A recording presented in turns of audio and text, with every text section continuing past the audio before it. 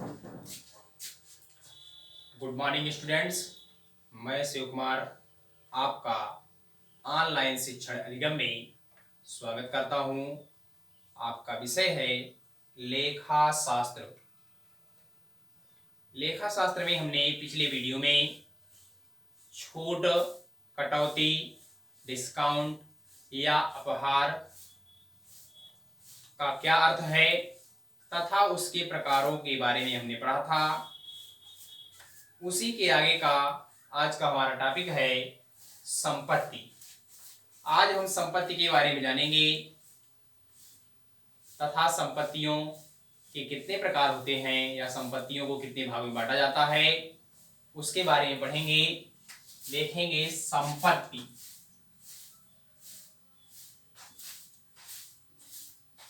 या पावना।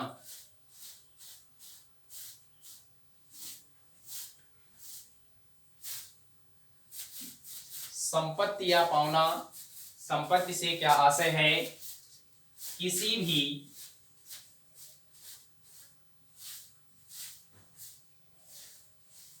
भी व्यापार में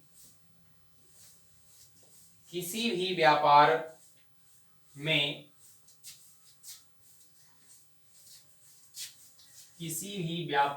के संचालन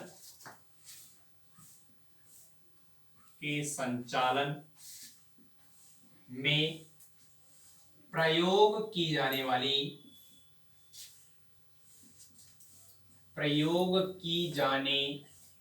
वाली वस्तुएं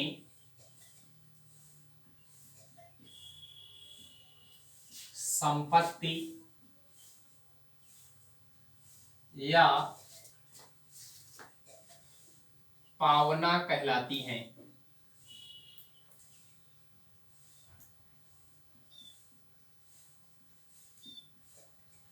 किसी भी व्यापार के संचालन में प्रयोग की जाने वाली वस्तुएं संपत्ति या पावना कहलाती हैं।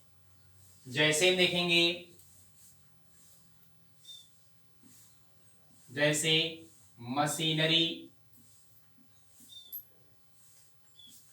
फर्नीचर,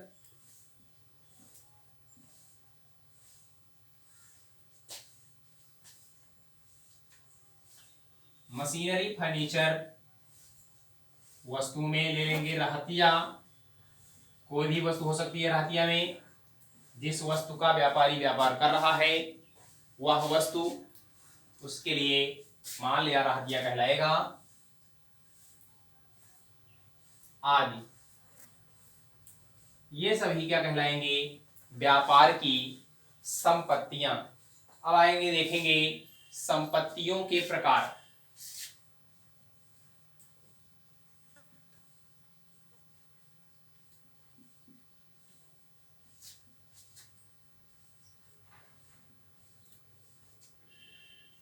संपत्तियों के प्रकार। संपत्तियां निम्नलिखित प्रकार की होती हैं। पहला है आपका अस्थाई संपत्तियां।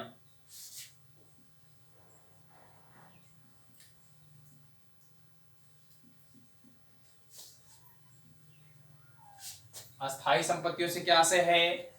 वे संपत्तियां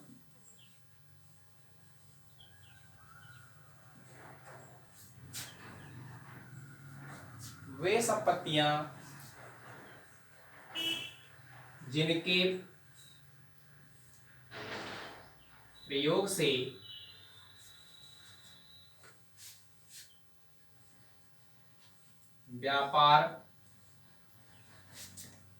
व्यापार को आसानी से चलाया जा सकता है। चलाया जाता है। यह अस्थाई प्रवृत्ति की होती हैं। यह अस्थाई प्रवृत्ति की होती हैं।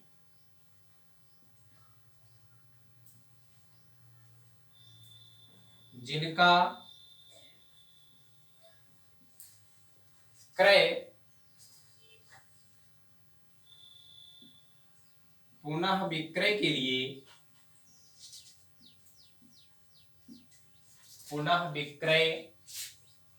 लिए नहीं होता,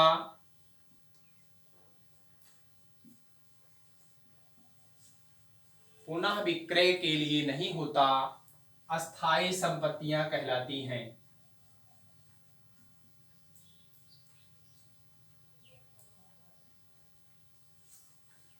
अस्थायी संपत्तियां कहलाती हैं।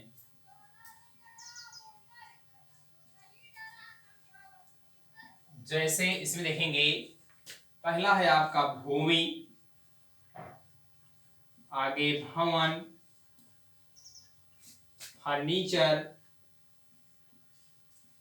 मशीनरी,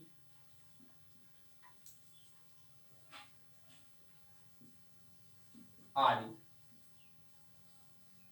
ये आपकी कहलाएंगी अस्थायी संपत्तियां। अब इसके आगे दूसरा है आपका, देखेंगे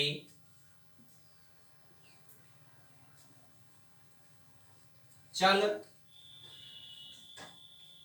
संपत्तियां।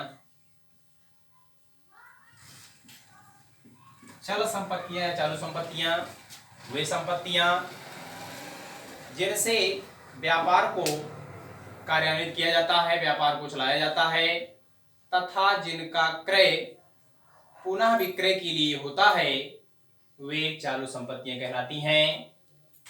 इनको रोकड़ में परिवर्तित किया जा सकता है। जैसे इसमें आप देखेंगे रोकड़, बैंक,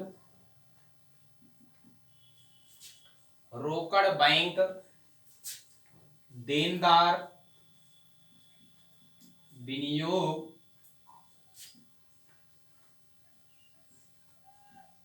अंतिम रहतिया,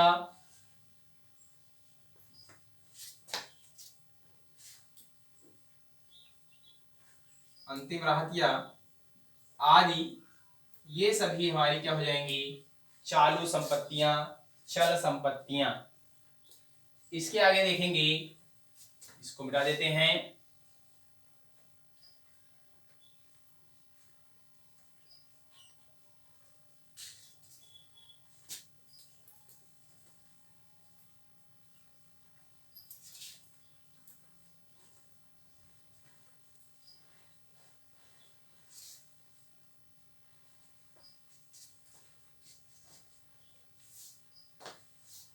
तीसरा हम पढ़ेंगे क्षयशील संपत्तियां।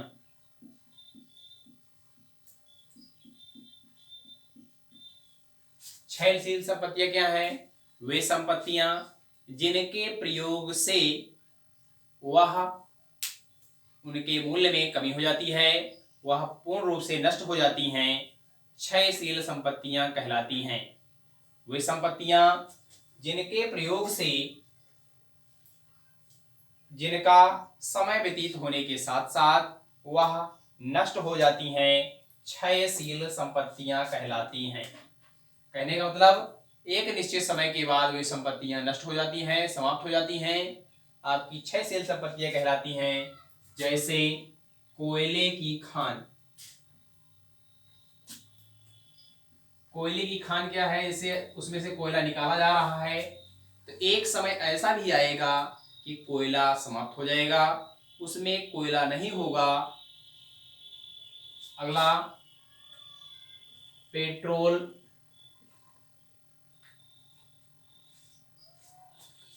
तथा डीजल।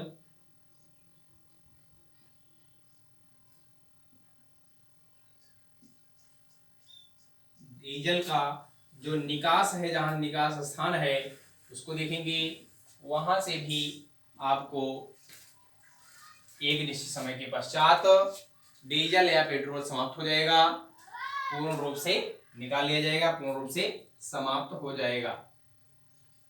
आगे देखेंगे, अगला है आपका चौथा, काल्पनिक काल्पनिक या बनावटी संपत्तियां।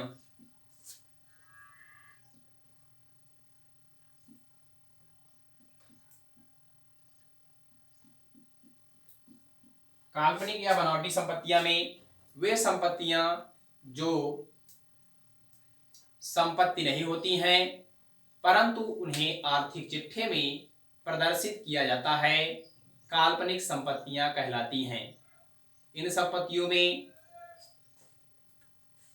कंपनी की स्थापना के समय अधिक मात्रा में किए गए व्यय, जैसे विज्ञापन व्यय, कंपनी की दशा में अंशों या ऋण पत्रों के निर्गमन पर दी गई कटौती, दलाली, कमीशन, रजिस्ट्रेशन संबंधी व्यय आदि, ये हमारे काल्पनिक या बनावटी संपत्तियां कहलाती हैं। इसमें आपका हो जाएगा विज्ञापन व्यय, अधिक मात्रा में विज्ञापन व्यय कर दिया गया हो। विज्ञापन व्यय अंशों एवं ऋण पत्रों के निर्गमन पर दी गई कटौती या बट्टा आदि। जो प्रपत्र बनाए जाते हैं रजिस्ट्रेशन संबंधी शुल्क, वो भी आपका हो जाएगा। जो दलाली या कमीशन दिए जाते हैं वो भी आपका आ जाएगा। प्रविवरण तैयार कराने में जो खर्च होता है वो भी आपका इसी में आ जाएगा। आगे देखेंगे, पांचवा है आपका मूर्त संपत्तियां।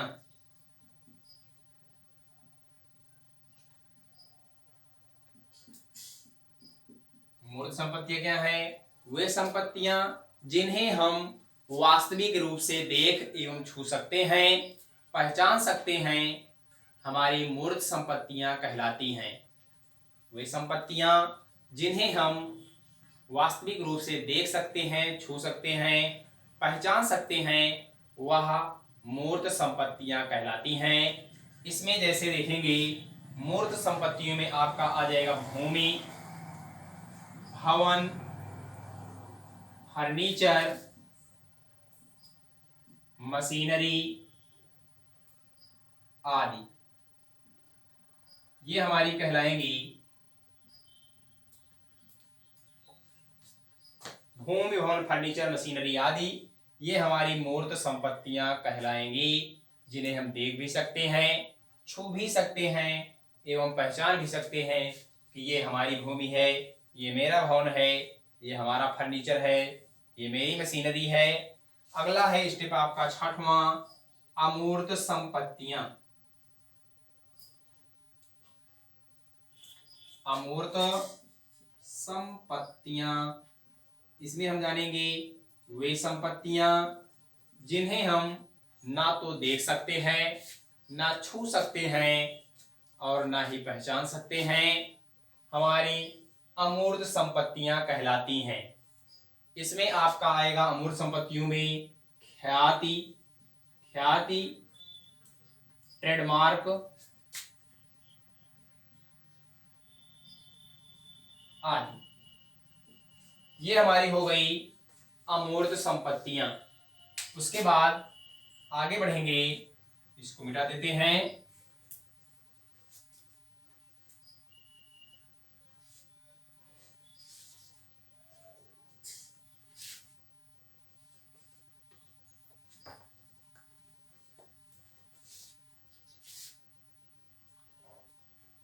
आगे बढ़ेंगे, कंपनी की दशा में, कंपनी की दशा में कंपनी अधिनियम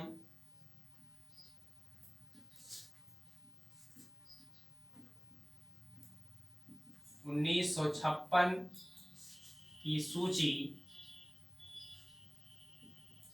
6 के अंतर्गत संपत्तियों को दो भागों में बांटा गया है। संपत्तियों के दो प्रकार हैं, पहला है आपका इसमें गैर चालू या अचालू संपत्तियां।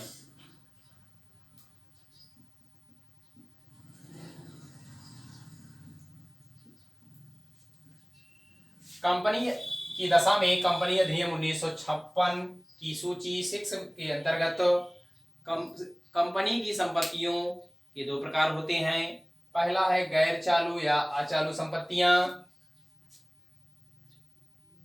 वे संपत्तियां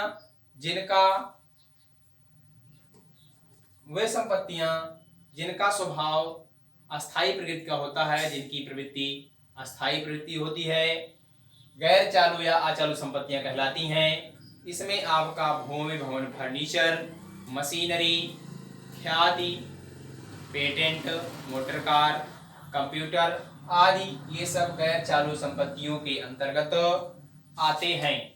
अगला सेकंड है आपका चालू संपत्तियां। चालू संपत्तियों में वे संपत्तियां जिनको हम एक निश्चित अवधि के पश्चात मुद्रा के रूप में परिवर्तित कर सकते हैं। आवश्यकता पड़ने पर उसे मुद्रा में परिवर्तित किया जा सकता है, आपका चालू संपत्तियां कहलाती हैं। जैसे रोकड़, बैंक, देनदार, रहतिया, प्राप्य विपत्र, ये हमारे क्या हो जाएंगे, चालू संपत्तियां। तो आज के वीडियो में हमने संपत्तियों के बारे में पढ़ा। संपत्ति क्या है, संपत्ति का दूसरा नाम क्या है, पावना। इसको भी आप लोग जानते रहेंगे। संपत्ति का दूसरा नाम है पावना। संपत्ति के अर्थ एवं संपत्ति के प्रकार के बारे में आज हमने पढ़ा। इसके आगे का जो टॉपिक होगा उसको हम नेक्स्ट वीडियो में लेकर मिलेंगे। आज बस इतना ही। धन्यवाद।